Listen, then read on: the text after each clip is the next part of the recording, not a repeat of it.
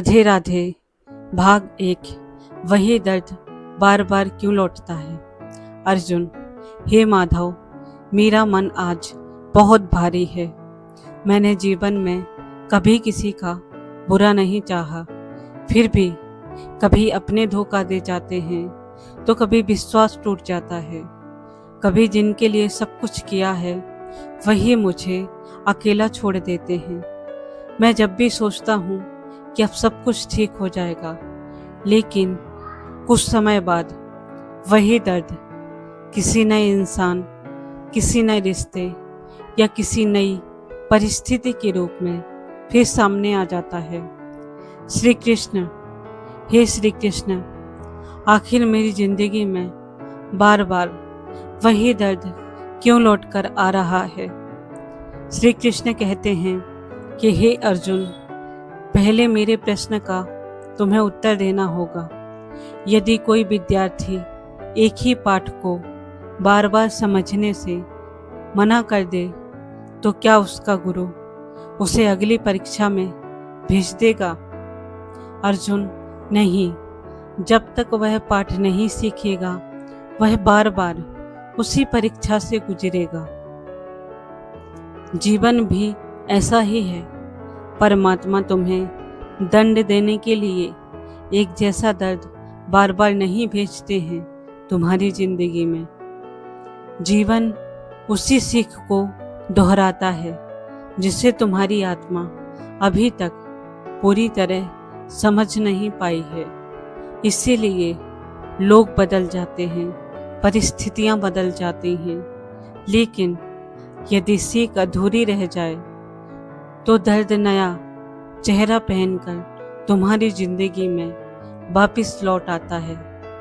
इसीलिए हर बार यह मत पूछो कि मेरे साथ ही ऐसा क्यों हुआ, बल्कि यह पूछो कि इस अनुभव से जीवन मुझे क्या सिखाना चाहता था। जिस दिन यह प्रश्न बदल जाएगा उस दिन तुम्हारा जीवन भी बदल जाएगा।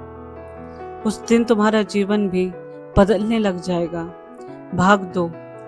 क्या हर दर्द के पीछे कोई उद्देश्य होता है? अर्जुन, हे माधव, जब भी जीवन में कोई बड़ा दुख होता है मेरा मन एक ही प्रश्न पूछता है, यदि परमात्मा हमसे प्रेम करते हैं तो हमें इतना कष्ट क्यों मिलता है?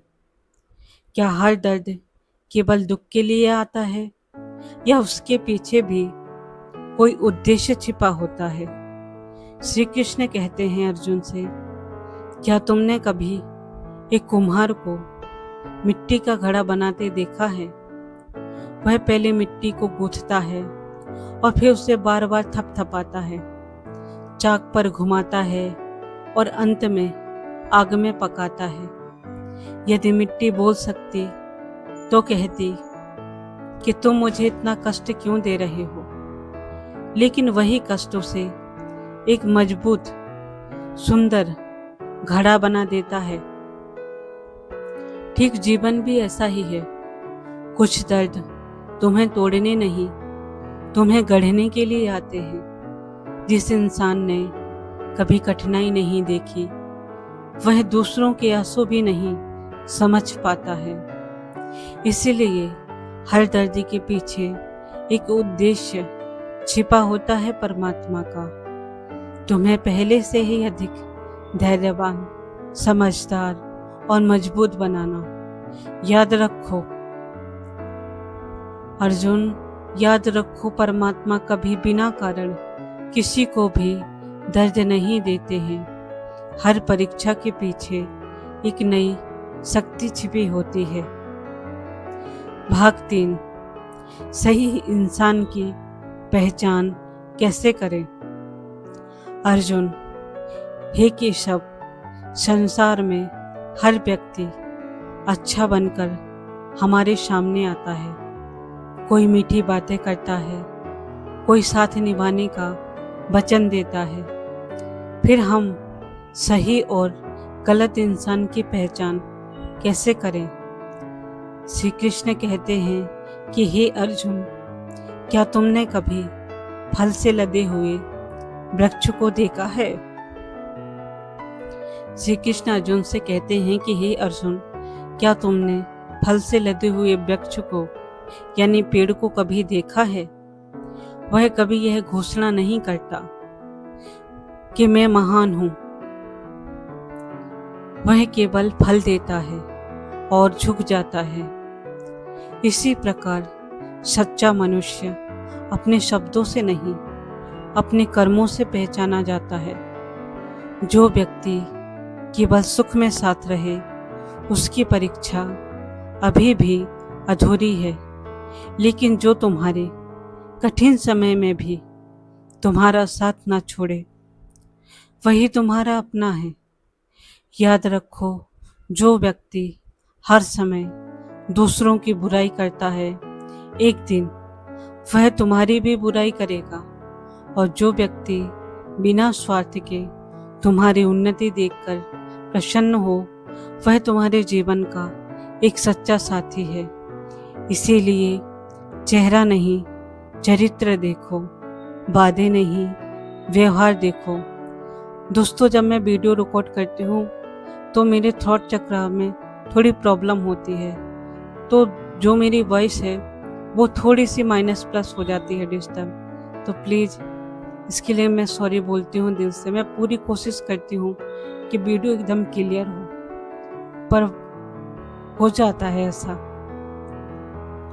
उसके लिए मैं दिल से आप सभी से माफ़ी मांगती हूँ, परंतु मैं कोशिश करूँगी ठीक करने की। भाग 4। जब कोई हमारी कद्र ना करे तब हम क्या करें? अर्जुन कहते हैं कि हे माधव, सबसे अधिक दुख तब होता है जब जिन लोगों के लिए हमने अपना सारा समय, प्रेम, विश्वास सब कुछ दिया है, वही हमारी कद्र नहीं करते। ऐसे समय में मन टूट जाता है, तब क्या करना चाहिए? श्री कृष्ण कहते हैं अर्जुन से कि हे अर्जुन, एक दीपक को देखो, वह पूरी रात जलकर भी दूसरों को प्रकाश देता है। कुछ लोग उसी प्रकाश में भी अपना मार्ग ढूंढ लेते हैं और कुछ उसी दीपक को बुझाने का प्रयास करते हैं, लेकिन दीपक अपना स्वभाव नहीं बदलता, वह प्रकाश देना नहीं छोड़ता। तुम भी ऐसे ही बनो। यदि कोई तुम्हारी कद्र नहीं करता है तो इसका अर्थ यह नहीं है कि तुम्हारा मूल्य कम हो गया है। इसका अर्थ केवल इतना है कि सामने वाला तुम्हारे मूल्य को पहचान नहीं पाया है, यानी तुम्हारी वैल्यू को पहचान नहीं पाया है। अपना सम्मान कभी किसी की स्वीकृति पर मत टिकाओ। जो स्वयं का सम्मान करना सीख लेता है, उसे दुनिया की उपेक्षा भी कमजोर नहीं कर पाती। याद रखो अर्जुन, हीरे की कीमत हर व्यक्ति नहीं जानता, लेकिन इससे हीरा पत्थर नहीं बन जाता। भाग 5। अपने ही लोग क्यों बदल जाते हैं? अर्जुन, हे माधव, एक बात आज भी मेरी समझ से बाहर है। जो लोग कभी कहते थे कि हम हमेशा तुम्हारा साथ देंगे, तुम्हारे साथ रहेंगे, वही समय आने पर बदल जाते हैं। कुछ तो बात करना छोड़ देते हैं और कुछ पहचानना छोड़ देते हैं। क्या रिश्ते इतने कमजोर होते हैं? अपने ही लोग क्यों बदल जाते हैं माधव? श्री कृष्ण कहते हैं कि हे अर्जुन, क्या तुमने पेड़ के पत्तों को देखा है? जब बसंत आता है तो पेड़ हरे भरे पत्तों से भर जाता है, लेकिन जैसे ही पतझड़ आता है, वही पत्ते एक एक करके नीचे गिर जाते हैं पेड़ से। क्या वृक्ष उनके पीछे रोता है? अर्जुन, नहीं, क्योंकि उसे पता है कि प्रकृति का नियम है। परिवर्तन ही प्रकृति का नियम है। कुछ पत्ते गिरेंगे तभी नए पत्तों के लिए स्थान बनेगा। जीवन के रिश्ते भी ऐसे ही हैं। कुछ लोग जीवन भर साथ निभाने आते हैं और कुछ केवल एक अध्याय बनकर। इसीलिए कुछ लोग एक अध्याय बनकर रह जाते हैं हमारे जीवन में। इसीलिए जाने वाले को अपनी हार मत समझो। कई बार परमात्मा उन लोगों को दूर कर देते हैं जो तुम्हारी मंजिल से तुम्हें भटका सकते हैं। याद रखो अर्जुन, हर बिछड़ना नुकसान नहीं होता। कई बार वही ईश्वर की सबसे बड़ी रक्षा होती है, यानी सबसे बड़ी सुरक्षा होती है ऐसे लोगों से तुम्हारी परमात्मा की। भाग 6, मन को शांति कैसे मिले। अर्जुन कहते हैं कि हे केशव, मेरा मन बहुत जल्दी दुखी हो जाता है। लोगों की बातें, उनका व्यवहार, उनकी अपेक्षाएं सब मन को अशांत कर देते हैं। हे प्रभु, सच्ची शांति कहाँ मिलेगी। तभी श्री कृष्ण कहते हैं कि हे अर्जुन, यदि कोई झील हर छोटे पत्थर से कांपने लगे तो क्या उसमें कभी आकाश का प्रतिबिंब दिखेगा। अर्जुन ने कहा नहीं, लेकिन जब वही झील शांत हो जाती है तब उसमें पूरा प्रकाश, पूरा आकाश दिखाई देता है। मन भी ऐसा ही है। जब तक तुम हर बात पर प्रतिक्रिया देते रहोगे तब तक तुम्हें शांति नहीं मिलेगी। शांति बाहर नहीं मिलती, वह भीतर मिलती है। वह हमारे भीतर पैदा होती है। जो व्यक्ति अपने मन का स्वामी बन जाता है, संसार उसे विचलित नहीं कर पाती है। इसीलिए दूसरों को बदलने से पहले अपने विचारों को देखें, क्योंकि जहाँ विचार बदलते हैं वहीं जीवन बदलता है। और जिस दिन तुम्हारा मन परिस्थितियों का दास नहीं बल्कि विवेक का साथी बन जाएगा, उसी दिन तुम्हें सच्ची शांति मिल जाएगी। बार बार वही दर्द क्यों लौटकर आता है। अर्जुन कहते हैं कि हे माधव, अब मैं समझने लगा हूँ कि जीवन मुझे कुछ सिखाना चाहता है, लेकिन एक अंतिम प्रश्न है, क्या एक दिन ऐसा आएगा जब यह दर्द पूरी तरह समाप्त हो जाएगा। तभी श्री कृष्ण कहते हैं कि हे अर्जुन, दर्द का समाप्त होना जीवन की सबसे बड़ी जीत नहीं है। यानी कि दर्द का समाप्त हो जाना जीवन की जीत नहीं है। सबसे बड़ी जीत यह है कि वही दर्द तुम्हें पहले की तरह तोड़ ना सके। क्या तुमने नदी को देखा है?